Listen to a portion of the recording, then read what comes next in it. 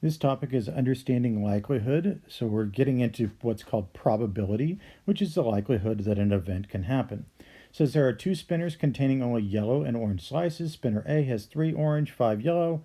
All the slices are the same size. Spinner B has 2 orange, 3 yellow, of course the same again.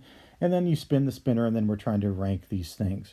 So what I would do is I'd find the actual probability for each one and then put them in order from least to greatest.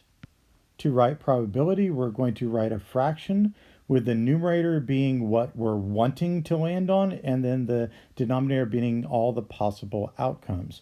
So spinner B lands on a white slice. Well, what we're wanting is white, which is there are 0 white slices in spinner B, but all the possible outcomes are the 2 plus 3, which is 5, so 0 out of 5. Event 2, spinner A lands on an orange slice. There are 3 orange slices, and in spinner A there is 3 plus 5 for a total of 8 slices that it could have landed on. Event 3, spinner B lands on an orange. There are 2 orange in spinner B, and there are still 5 options on spinner B. And then event 4, spinner A lands on orange or yellow. So orange or yellow, all those possible outcomes are 3 plus 5, which is 8.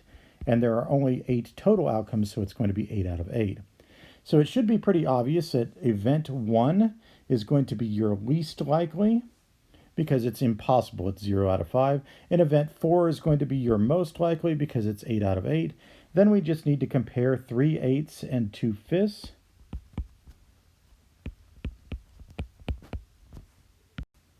There's lots of ways we can do this. We can change them to both to decimals, or we could just find a common denominator. I think that's what I'm going to do. Common denominator would be 40. So I'm just going to change them to equivalent fractions over 40. 8 times 5 is 40. 3 times 5 is 15. 4 times 8 is 40. 2 times 8 is 16. So the 2/5 is the larger one, which is event 3, and then event 2. So they just happen to go in order 1, 2, 3, 4. Here's another example. This time we have red and green pens, and it tells you how many are in each box. So event 1 is choosing a red pen from box B. There are 4 red pens in box B, and there are a total of 20 pens in the box. Event 2 is choosing a green pen from box B. There are 16 green, and then still 20 total in that box. A green pen in box A, there are 3 green in box A, and there are 10 pens total in box A. And then a red pen from box A, there are 7 red pens in box A and 10 pens total. It looks like we can easily change these to denominators of 20 every one of these. So I'm just going to quickly do that. It's going to make it easy to compare all of these. I could have also simplified the first two to change them to denominators of 10. So let's see. The smallest one is event 1. The next smallest is event 3.